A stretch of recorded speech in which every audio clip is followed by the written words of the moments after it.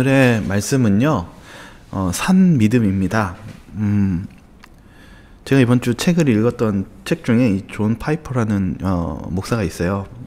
근데 이 존 파이퍼 목사는 아버지도 목사였거든요. 근데 그가 어릴 때 회상하는 가운데서 아버지에 대한 그 인상이 가장 깊이 남았던 한 장면을 떠올리는 글이었습니다. 근데 그의 아버지는 늘 하던 그런 일상적인 얘기를 설교에 했지만 그런 설교를 하는 어느 날이었는데 한 노인이 눈물을 흘리면서 이 존 파이퍼 목사님을 만나면서 뭐라고 얘기했냐면은 설교 후에 이렇게 고백했대요. 저는 헛살았어요. 저는 울면서 다시 헛살았어요 라고 하면서 자신의 삶을 회개하고 완전히 변화하는 삶을 그 아들이 멀리서 지켜봤다고 합니다. 그 장면이 너무 인상 깊었대요. 존 파이퍼 목사는요, 왜 그 장면이 인상에 남았냐면, 저희 삶 속에서 가장 놀라운 장면은 사람이 변화할 때입니다. 그것만큼 큰 기적과 감동은 없습니다. 정말 우리의 인생 속에서, 우리의 인생은 정말 한 번밖에 없는 그런 인생인데, 그러한 인생 속에서 사람이 하나님에 의해서 변화되는 것은 큰 충격이며 큰 기적입니다. 우리의 삶도 그런 기적이 필요합니다. 이번 주 저는 마태복음을 보고 있었습니다. 그 마태복음에 있는 성경절에 있는 말씀, 먼저 8장 1절에 있는 말씀을 같이 읽겠습니다. 예수께서 산에서 내려오시니 수많은 무리가 따르니라. 제가 이번 주 마태복음과 이 성경확대경에 있는 마태복음을 이제 비교하면서 이제 읽고 있었습니다. 근데 이 마태복음이요, 좀 특징이 있어요. 뭐냐면은 마태복음은 어떤 성경에 있는 시간적인 순서로 진행하지 않고요, 주제별로 나눠서 이 마태복음은 이 성경을 기록합니다. 그래서 마태복음은 이 설명하는 내용이 이 시간 순서가 아니라 어떤 주제를 나눠서 설명하면서 의미를 전달합니다. 여기 이 마태복음 8장은요, 예수님께서 산상수훈을 하고 나서 수많은 사람들이 예수님을 따르기 시작했다고 기록하고 있습니다. 우리는요, 예수님의 말씀을 통해서 감동을 받습니다. 그리고 예수님의 그 말씀의 기별을 통해서 우리는 그리스도인이 되기를 소망합니다. 그러나 여기 이 수많은 무리가 따라갔지만은 여기에는 이제 두 부류의 무리로 나누기 시작합니다. 그것을 마태는 그것을 저자로서, 그리고 또한 그 기록함으로써 많은 성도님들이 그것을 느끼기를 원했던 것 같습니다. 어떤 내용이었냐면, 그 다음 보면은요, 전 특별히 이 마태복음에 있는 내용 속에 있는 문제점들을 좀 미리 바라보면서 이 성경 말씀을 좀 나누기를 소망합니다. 요한복음 6장 14절과 15절에 있는 말씀입니다. 같이 읽겠습니다. 그 사람들이 예수께서 행하신 이 표적을 보고 말하되 이는 참으로 세상에 오실 그 선지자라 하더라. 그러므로 예수께서 그들이 와서 자기를 억지로 붙들어 임금으로 삼으려는 줄 아시고 다시 혼자 산으로 떠나 가시니라. 예수님께서 오병이어의 기적을 펼치셨을 때 많은 사람들은 예수님을 바라보면서 메시아임을, 그리고 그들의 왕이라는 사실을 깨닫기 시작했습니다. 그러나 그 사람들은 그러한 예수님을 메시아로 바라봤을 때 예수님은 그들이 원하는 왕으로 되시기를 거절하셨습니다. 저는 이 장면을 보면서 바로 예수님께서 시험당하신 장면이 실은 묵상하면서 제 마음속에 어떤 한 메시지가 와닿았습니다. 그 메시지는 무엇이었냐면, 예수님께서 실은 사단을 만났을 때 사단이 이 돌을 떡으로 만들라라는 시험 속에서 예수님께서 하신 말씀 우리가 잘 아시죠? 네, 사람이 떡으로만 살 것이 아니요 하나님의 말씀으로 살 것임이니라. 이 말씀은 신명기서 8장 3절에 있는 말씀입니다. 그러면 우리 한번 이 신명기서 8장 3절을 또 천천히 한번 읽어보도록 하겠습니다. 너를 낮추시며 너를 줄이게 하시며 또 너도 알지 못하며 내 조상들도 알지 못하던 만나를 내게 먹이신 것은 사람이 떡으로만 사는 것이 아니요 여호와 입에서 나오는 모든 말씀으로 사는 줄을 내가 알게 하려 하심이니라. 모세는요, 이스라엘 백성들에게 하나님이 만나를 주신 이유는, 우리가 이 광야에서 생존할 수 없는 상황 속에서 하나님이 우리에게 만나를 주신 이유는 우리가 떡으로만 사는 게 아니에요. 무엇으로 사는 거라고요?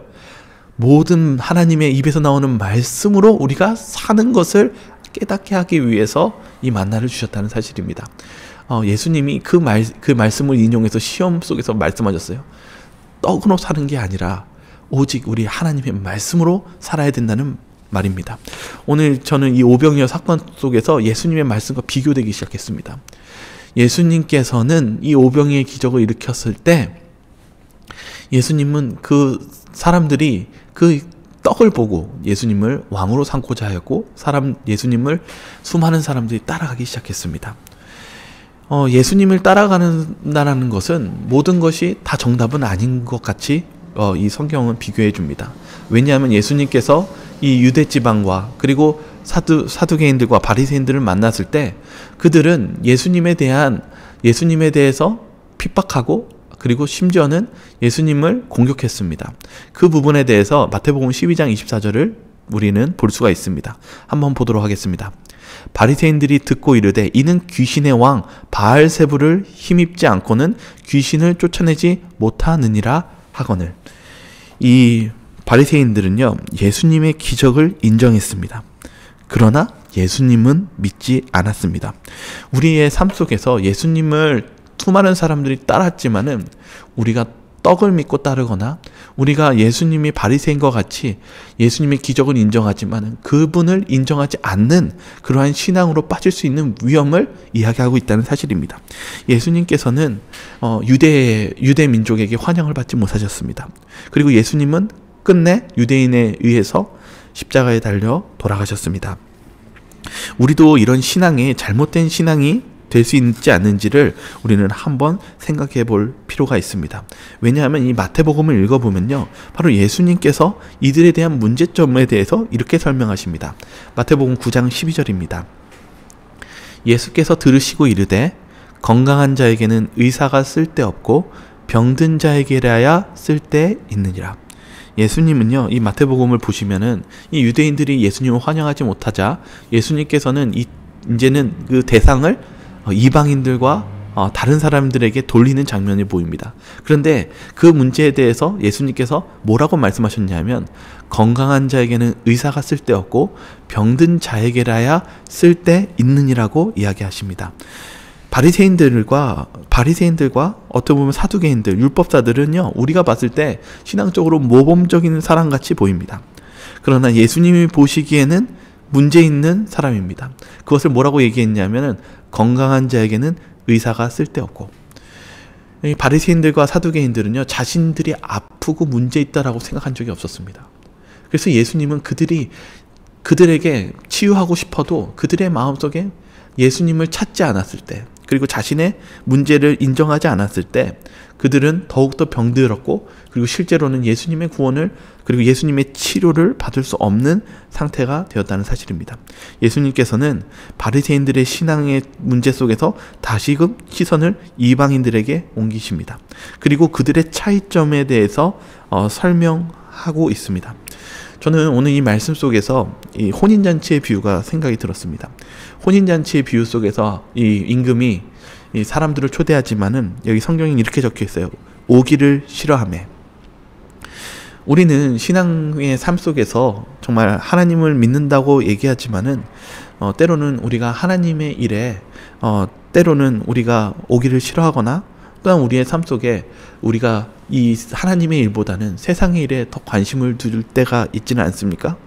그러나 저는 이렇게 속상할 때가 좀 있습니다. 그게 어떨 때 속상하냐면은 정말 하나님을 망령되이 말할 때 정말 화가 납니다. 그리고 더 화가 나는 게 무엇이냐면은 하나님을 믿는 사람이 신앙을 조롱할 때 참 화가 날 때가 있습니다. 오늘 전도사님이 이렇게 말씀하시는 그 교회 진압 얘기가 갑자기 생각이 나는데요. 아까도 이 로마의 그 쇠락기가 정말 이기적인 마음에서 시작되었다고 얘기하는데, 오늘날의 그런 모습들이 나타난다는 얘기를 이렇게 말씀하셨을 때 정말 공감이 갈 때가 있어요. 정말 우리의 삶이 너무나 이기적이고 딱딱하고, 그리고 하나님보다 다른 세상의 것을 높이는 그런 모습을 볼 때 정말 우리의 마음이 정말 예수님께 돌아가야 되지 않나, 그런 생각이 들었습니다. 그러나 저는 그런 예수님이 정말로 우리에게 힘과 능력과 자비로우신 분이라는 것을 깨닫게 됩니다. 이번 주 한 책을 읽었는데요. 이 책 제목이 뭐냐면 예수가 선택한 보통 사람들. 제가 예전 책을 읽었나 봐요. 근데 요새 현대로 제목을 바꿨는데 예수님이 선택한 평범한 사람들이라는 책이에요. 이 책을 읽으면서 제가 참 그래도 위로를 받고 좀 감동을 받았던 건 무엇이었냐면, 예수님이 12제자들을 불렀을 때 이 제자들이요, 실제적으로는 그렇게 잘난 제자들이 아니었다는 사실이죠. 보통 사람들이었고 평범한 사람들이었다는 거예요. 어쩌면 평범한 사람들조차도 또 못한 사람들도 있었어요. 잘 알다시피 베드로는 교육받지 못한 어부였고요. 요한도 마찬가지였고요. 그리고 또 시기심, 베드로는 덤벙대고 실수가 많았고, 또 요한은 아주 우레의 아들처럼 아주 다혈질이었고 괴팍한 성격의 사람이었습니다. 그런데 예수님이 그들을 선택했다는 거예요.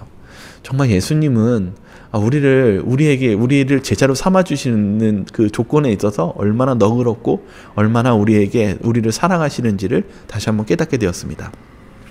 그런데 제가 이제 마음에 와닿았던 것은 그것이었어요. 무엇이었냐면, 이 제자들이요, 예수님이 십자가에 달려 돌아가시기 전까지 전혀 그들이 발전된 모습을 보이지 않아요. 예수님의 제자였던 안드레와 요한이 무슨 욕심이 있었습니까? 예수님의 자리 욕심이 있었죠. 그리고 실은 이 제자들 가운데 싸움도 많았고요. 그런데 예수님이 여기 이 성경에 이 단어를 썼다라고 이 저자는 얘기해요. 예수님이 그럴 때마다 기도하셨대요. 예수님은 항상 힘든 일이 있었을 때 기도하셨는데, 어떻게 기도하셨냐면 여기 단어에 디아누쿠 테레우오라는 단어를 썼대요. 이게 뭐냐면 끈기 있고 밤새도록 깨어서 기도했다는 거예요. 예수님은 이 제자들이 변화할 수 있도록 포기하지 않으셨다는 것이죠. 그리고 끈기 있게 그들을 붙잡았다는 사실입니다. 예수님의 사랑은요, 우리가 생각하는 사랑의 이상을 뛰어넘는 그런 아가페, 하나님의 사랑을 가지고 있습니다. 저는 이런 예수님의 신앙이 우리가 배워야 될 그런 사랑이고, 그리고 우리가 실천해야 될 사랑이라고 생각합니다. 여기 저희들 이 신앙 속에서요, 우리가 예수님 하면은 전지전능한 하나님으로 우리가 보지만은, 예수님은요 그냥 한번 이렇게 딱 기도하고 응답 받았어 라고 하는 그런 기도만 하신 것이 아닙니다. 여기 특별히 여기 이 예언의 신에 이렇게 적혀 있어요. 제가 읽어드리겠습니다. 얼마 안 있어 그리스도께서는 이제는 더 가지 않는다고 그들에게 말씀하셨다. 슬픔의 사람 예수께서는 그들에게서 조금 떨어진 곳에서 심한 부르짖음과 눈물로써 탄원하셨다. 그 자신이 전능하신 하나님을 한 번 더 굳게 붙잡아야 하였다. 그리고 그는 흑암의 세력이 엄습할 때 제자들의 믿음이 약해지지 않도록 그들을 위해 간절한 마음으로 토로하셨다. 그의 엎드리신 몸 위에 이슬이 무겁게 내려앉았으나 그는 그것을 개의치 않으셨다. 예수의 기도는 상달되었다. 내부에서 나오는 신성이 인성을 통하여 번쩍이고 하늘에서 임하는 영광과 교차되었다. 심령의 고뇌는 사라졌다. 예수님이 이 변화산 사건 속에서 제자들을 데리고, 3명의 제자들을 데리고 기도하셨던 장면입니다. 근데 여기 시대의 소망은 뭐라고 얘기하고 있냐면요, 예수님이 다 이렇게 짠하고 바뀌시는 게 아니라 어떻게 기도하셨다고요? 슬픔과 부르짖음과 탄원으로 간절히 굳게 기도하셨다는 사실입니다.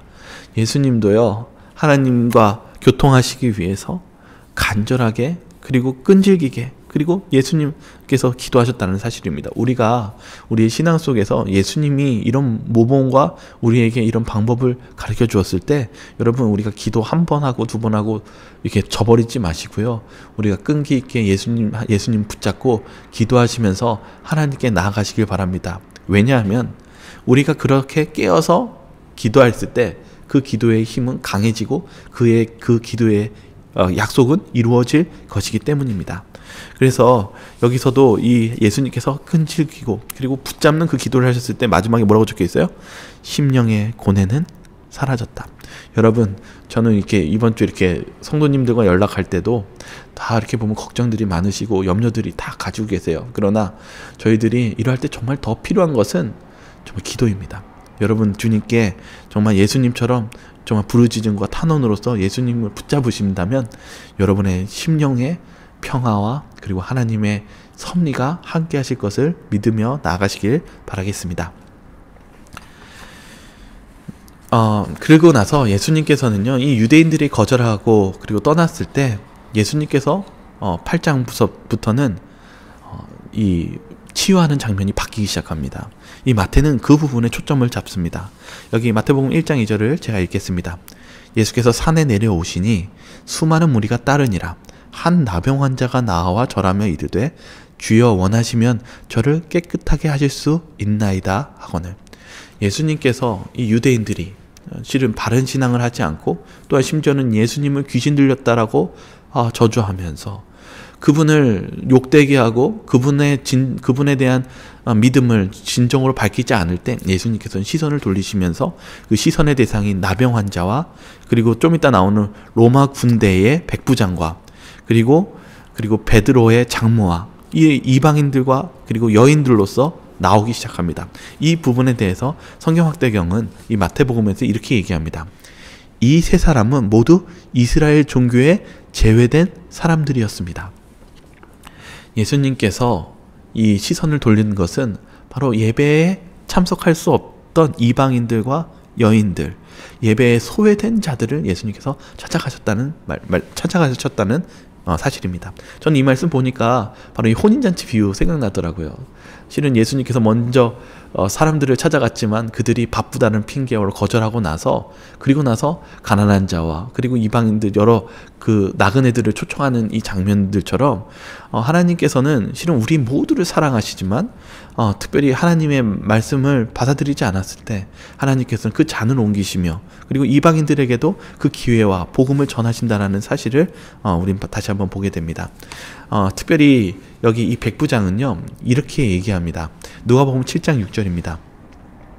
예수께서 함께 가실새 이에 그 집이 멀지 아니하여 백부장이 벗들을 보내어 이르되 주여 수고하시지 마옵소서 내 집에 들어오심을 나는 감당하지 못하겠나이다. 이 백부장이요 놀라운 말을 합니다. 왜 그러냐면요 유대인들은요 예수님을 인정하기가 되게 어려워했어요. 특별히 잘 알다시피 예수님을 선생으로 묘사했던 니고데모의 모습을 보시면 이런 신분적인 문제나 그런 예수님을 무시하는 내용이 있습니다. 그런데 백부장은요 원래 치면은 이 백부장은 대단한 사람입니다. 100명의 군사를 거느리는 정말 권력을 가진 사람입니다. 그런데 이 백부장이 어떻게 보면 식민지였던 예수님한테 자기의 종을 고쳐달라고 도움을 청하는데 이런 말을 합니다. 주여, 여기 퀴리오스, 실은 이 주님, 로드라는 단어, 나의 주인님이라는 말을 여기서 고백합니다. 실은 베드로도 이 고백이 나오기가 되게 힘들었거든요. 근데 그는 고백하면서 주님라고 얘기하면서 여기 집까지 오시지 않으셔도 됩니다. 주님이 말씀하시면 내 종이 낫겠나이다 라고 인정하는 것입니다. 그때 예수님께서는 마태복음 8장 10절에 이렇게 얘기합니다. 예수께서 들으시고 놀랍게 여겨 따르는 자들에게 이르시되 내가 진실로 너에게 이르노니 이스라엘 중 아무에게서도 이만한 믿음을 보지 못하였노라. 예수님이요 이 마태는 이것을 비교하고 싶었던 것 같아요. 이스라엘 백성들이 그런 예수님께 믿음을 보여주지 못하고 그리고 예수님을 메시아로서 받아들이기보다는 그들의 떡의 눈이 멀어서 예수님을 착각하고 예수님께 바른 신앙을 하지 못했을 때 이 이방인이었던 이 백부장이 그 믿음을 보여준 것입니다. 그래서 예수님은 이 백부장을 가리켜 이만한 믿음을 보지 못했다라고 얘기하면서 이렇게 말씀하십니다. 너희에게 이르노니 동서로부터 많은 사람이 이르러 아브라함과 이삭과 야곱과 함께 천국에 앉으려니와 그 나라의 본 자손들은 바깥 어두운 데 쫓겨나 거기서 울며 이를 갈게 되리라. 예수님은 바로 이 부분에 대해서 경고를 합니다. 무엇에 대해서 얘기하냐면 마지막 때 재림의 때에 누가 천국에 앉은다고요? 동서로부터 많은 사람이 이방을 얘기합니다. 이렇게 이 백부장처럼 이런 믿음을 가지고 주님께 나아가는 사람이 천국에 앉겠다라고 얘기합니다. 그런데 또 반대로 뭐라고 얘기합니까? 그 나라의 본 자손들은 바깥과 어두운 데서 쫓겨나 거기서 울며 이를 갈게 되리라. 이 비교입니다. 우리는 이 말씀 속에서 우리 자신을 한번 신중하게 되짚어 볼 필요가 있습니다. 우리가 때로는 우리의 삶 속에 정말 진정으로 하나님을 높이는 삶을 살고 있는지, 때로는 우리가 하나님보다는 세상에 우리가 눈이 돌아가고 또한 이 세상에 관심을 가지고 있지 않을지 오늘 이 말씀을 통해서 우리가 한번 깊이 생각하며 우리가 회개하는 그러한 시간이 되기를 소망합니다. 여기 오늘 특별한 찬양 속에서 이 혈류증 앓는 여인이 나오죠.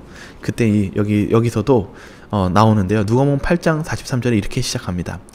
이에 12해를 혈류증으로 앓는 중에 아무에게도 고침을 받지 못하던 여자가, 이 수많은 사람들이 예수님을 만나기 위해서 큰 무리가 지어서 정말 들어갈 수 없는 여인이 들어갈 수 없는 상황이 오게 됩니다. 그때 12해 동안 혈류증을 앓던 고침을 받지 못했던 이 여자가 나옵니다. 이 여자가 어떠한 상황인지를 이 시대의 소망은 자세하게 설명하고 있습니다. 제가 읽겠습니다. 그 여자는 허약하고 괴로운 중에도 예수께서 가르치시는 해변에 나와서 군중을 뚫고 들어가려고 노력하였으나 수포로 돌아갔다. 그 여자는 다시 레위 마태의 집에서 예수를 따랐으나 여전히 예수께 가까이 나갈 수 없었다. 그 여자가 거의 절망하게 되었을 때 예수께서는 무리를 헤치고 나가시면서 그 여자가 있는 곳에 가까이 오셨다. 여기 이 시대의 소망은 뭘 얘기하냐면 이 혈류증 앓던 여인이요, 실은 예수님을 그 전부터 만나기를 소망했다는 것입니다. 여러분 여기 말씀 속에서 보십시오. 여기 이 여자가 실은 여러 번 처음에 어떻게 했습니까? 해변 군중에 뚫고 들어가려고 했지만은 숲으로 돌아갔습니다. 예수님을 만나기 위해서 수많은 군중들이 있어서 만나길 소망했지만 실은 실패했어요. 두 번째도 이 레위 마태의 집에서 들어가려고 했는데 실패하게 되었습니다. 여러분 같으면 여러분의 이 기도가 때로는 이 한 번, 두 번 실패했을 때 여러분은 어떤 마음이 드십니까? 낭망이 되십니까? 또 절망이 되십니까? 때로는 나 이제 더 이상 기도 안 하고 또 포기하고 싶은 생각이 드십니까? 그러나 그 여자가 거의 절망하게 되었을 때, 그녀는 끝까지 예수님을 만나기 위해서 나아갔을 때, 포기하려는 생각이 드는 그런 어려운 가운데 있었을 때 예수님께서는 살며시 그 여자 곁으로 지나가는 장면을 보게 됩니다. 여러분, 이 말씀 속에 저희는 오늘 이 교훈이 있습니다. 예레미야 29장 13절입니다. 너희가 전심으로 나를 찾고 찾으면 나를 만나리라. 여러분, 우리의 신앙 속에서 주님을 우리의 온 마음을 다해서 찾고 찾으면 예수님께서는 저희를 만나 주시겠다고 약속하셨습니다. 저희들 우리의 삶 속에 오늘 정말 이 코로나 바이러스로 정말 경제적으로 그리고 또 이 시대적으로 이 환경적으로 많은 어려움들이 있지 않습니까? 그러할 때 여러분 우리 기도하시기 바라겠습니다. 그리고 예수님께 도와달라고 기도하시면서 전진하시기 바라겠습니다. 너희가 전심으로 나를 찾고 찾으면 나를 만나리라. 이 혈류증 앓던 여인이 전심으로 찾고 찾자 예수님을 만나게 되었습니다. 여기 보시면은 그 여인에게 예수님께서 이렇게 말씀하십니다. 딸아, 내 믿음이 너를 구원하였으니 평안히 가라 하시더라. 예수님께서 오늘 이 로마의 백부장과 이 여인에게 한 말이 있었습니다. 무엇이 그 사람들을 구원했다고 얘기하시고, 그리고 마태는 무엇이 필요하다고 얘기하고 있는 것 같습니까? 네, 맞습니다. 믿음입니다. 예수님은 믿음을 보시기 원하십니다. 그러나 그 믿음은 뭐 한두 번 아니면 한 번 기도하는 그런 믿음이 아니라 예수님도 하나님과 만나기 위해서 간절히 찾으며 기도한 것처럼 우리에게도 그런 믿음이 필요하다고 이야기하고 있습니다. 여기 시대의 소망도 이렇게 얘기합니다. 영적 사물에 있어서도 그와 같다. 신앙에 관하여 경박하게 말한다든지 줄인 심령과 산믿음 없이 기도한다든지 하는 것은 아무런 소용이 없는 것이다. 그리스도를 다만 세상의 구주로 받아들이는 명목상의 믿음은 결코 심령의 치유를 받을 수 없다. 구원에 이르는 믿음은 진리를 단순히 지식적으로 인정하는 것이 아니다. 믿음을 활용하기 전에 온갖 지식을 기대하는 자는 하나님의 축복을 받을 수 없다. 산 믿음은 사람에게 승리하는 능력이 되는 활력의 증가요, 의지하는 신뢰를 의미한다. 여러분, 여기 오늘 주님께서 저희들이 원하시는 믿음은 무엇입니까? 바로 산 믿음입니다. 지식으로만 남는 믿음이 아니라 우리가 살아있는 믿음을 통해서 하나님께 나아가는 이 전진하는 이 혈류증 앓던 여인의 믿음처럼 주님은 오늘 저희들에게 그런 믿음을 원하신다는 사실입니다. 우리가 그런 산 믿음을 전진해 나간다면은 승리하는 능력과 활력이 증가될 것이라고 이렇게 약속하고 있습니다. 여러분, 우리의 마음속에 영혼이 죽어 있는 것 같이 느껴지고 우리의 영혼이 정말 메마른 것 같이 느껴진다면 여러분, 그런 산 믿음을 오늘 이 혈류증에 앓던 여인처럼 그리고 백부장처럼 한번 실천해 보시지 않으시겠습니까? 저는 오늘 이 말씀 속에서 이 한 말씀만 나누고 오늘 마치도록 하겠습니다. 예수님이요, 이 오병이어 사건 아까 처음 시작할 때 말씀드렸잖아요. 근데 이 오병이어 사건 하셨을 때 성경에 뭐라고 적혀있냐면 이 오병이어 사건이 참 대단한 사건이었던 것 같아요. 왜냐하면 사복음서에 다 기록되어 있는 사건이거든요. 그런데 사복음서 다 이렇게 똑같이 기록합니다. 예수님께서 이 떡을 떼시기 전에 축사하시고 예수님은요 기도하셨어요. 그리고 어떤 기도를 하셨는지 저는 이 말씀을 이렇게 묵상하면서 아마 이런 기도를 하셨을 거라고 생각합니다. 그것을 저는 요한복음 11장에 있는 말씀으로 좀 나누기를 소망합니다. 제가 읽겠습니다. 돌을 옮겨 놓으니 예수께서 눈을 들어 우러러 보시고 이르시되 아버지여 내 말을 들으신 것을 감사하나이다. 항상 내 말을 들으시는 줄을 내가 알았나이다. 그러나 이 말씀하옵는 것은 둘러선 무리를 위함이니 곧 아버지께서 나를 보내신 것을 그들로 믿게 하려 함이니이다. 예수님께서는 기도를 하셨습니다. 이 요한복음 11장에 죽은 나사로 앞에서 예수님은 기도하셨습니다. 그런데 예수님은 어떤 기도를 하셨냐면요, 뭐라고 얘기하셨냐면 내 말을 들으시는 줄을 내가 알았나이다 하면서 내 말을 들으신 것을 감사하나이다. 예수님은 기도를 하셨습니다. 그것은 감사기도였습니다. 우리는 감사기도 다 드리지 않나요? 네, 맞습니다. 우리는 감사기도를 드립니다. 그러나 우리는 받고 나서 감사기도를 드립니다. 주님 주셔서 감사합니다. 그러나 예수님은 그런 기도만 하신 게 아니라 받기 전에 예수님은 들어주실 것을 믿고 감사하며 기도를 드렸습니다. 예수님께서 이 오병이어 사건 속에서 축사하셨을 때 예수님은 어떤 기도를 하셨을까요? 그것은 예수님께서 그분의 기도를 들어주실 것에 대한 감사의 기도를 하시고 그리고 떡을 떼셨습니다. 오늘 우리의 신앙도 그러한 신앙이 필요합니다.